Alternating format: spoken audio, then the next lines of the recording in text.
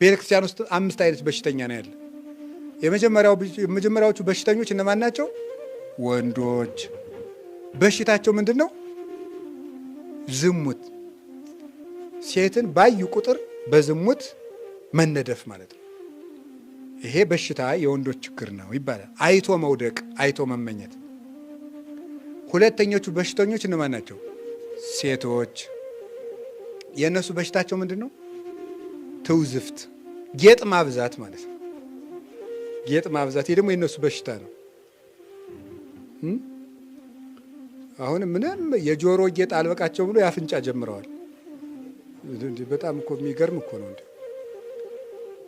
እንደዚያ ማለት ይሄ ትውዝፍት፣ ይሄ የሴቶች በሽታቸው ነው፣ ደዌያቸው ነው።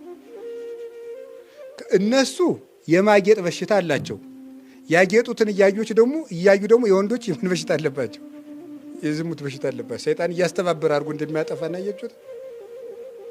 ቀጥሎ ሶስተኞቹ በሽተኞች እነማን ናቸው? የካህናት በሽታቸው ምንድነው? ትዕቢት ነው። እኛ ያሰርነውን መንግስት አይፈታው ይላል። ይፈታል? ይፈታዋል ወይ? አይፈታውም። እኛ የፈታነውንስ መንግስት ማሰር ይችላል? አይችልም። እግዚአብሔር ይፍታ ካልኩት ና ወይን ቤት ግባ ቢለው እግሩን ነው የሚያስረው። ነፍሱን ማሰር አይችልም። እኔ እግዚአብሔር ይፍታ ካልኩት።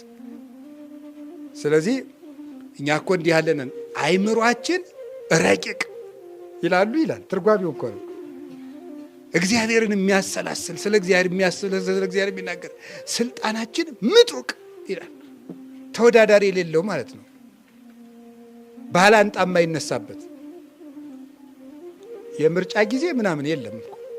ክህነት ከያዝከው ይቀጥላል። እንዲህ ያሉ ይታበያሉ። በሽተኛ ነው። ይሄ በሽታ ነው። ጥሩ ነው እያልኩ አይደል፣ በሽታ ነው። አራተኛው በሽተኛ ማን ነው? መነኮሳት ነው። የመነኮሳት በሽታቸው ደግሞ ምንድነው? ስስት ነው። ስስት ማለት ምንድነው? መነኩሴ ዝም ብሎ ያየውን ዕቃ ሁሉ ስጡኝ ማለት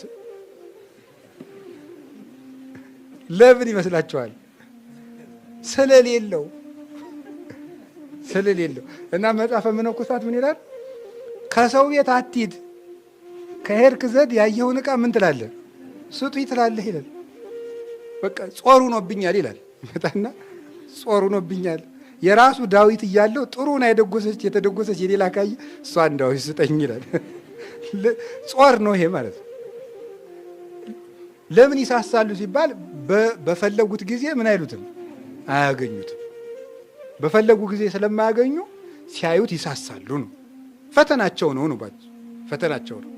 ምግብም ቢሆን እንደዚያው ዲያርጎ ግጥም ውሎ መነኩሴ አንድ ጊዜ ነው የሚበላ። ሲበላ ግን ያው ሊበላ ይችላል እና ሲበላ ከውስጥ የሆነች አራዊት ይቅርታ አድርጉልኝ ሲጥ አለች አሉ። ውሎ እየበላ ነው ሲለፋ ውሎ ሲቆፍሩ ሲጥ አይ እንግዲህ ከኋላ መነኩሴ ገብቶ ጭጭ ማንጭጭ የለም አሉን የሚባለው አይደለም። እና ችግር ነው። ምግቡ አይሻሻል፣ አይለወጥ፣ ወጡ አይጣፍጥ። ከነዚያውም አንድ ጊዜ ነው የሚገኝ። እንደዚያ ነው የፍቅር ለክርስቶስ ፍቅር የሚሰጥ ምልክት ነው ምንኩስና። ለክርስቶስ ፍቅር ነው እንዲህ የሚደረገው፣ ክርስቶስን በአንድ ልብ ለመከተል ነው። እና ይሄ ችግር አለ። አሁን ብዙ ጊዜ የከተማ ብዙ ነገር እንዳላወጋ ነው እንጂ ቄሱ መነኩሴም ቢሆን 10 ሰሃን እንጀራ እያለ የንስሐ ልጆቹ እዚያው ይሻግታታል። ለሰው አይሰጠውም ማለት ነው።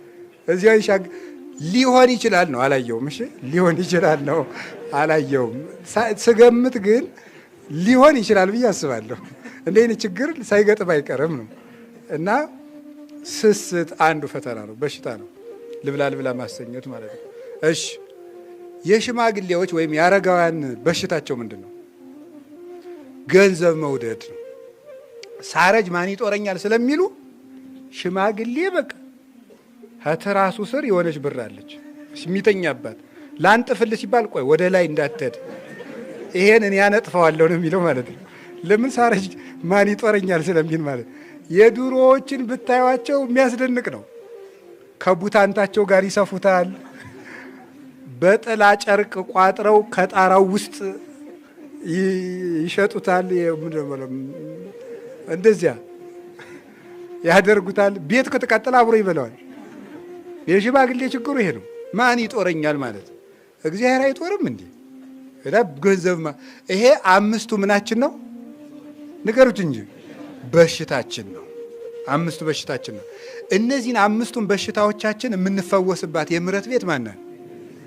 በአምስቱን በሽታዎችን በቤተ ክርስቲያን እንድንድን ስንት መመላለሻዎች አሉ?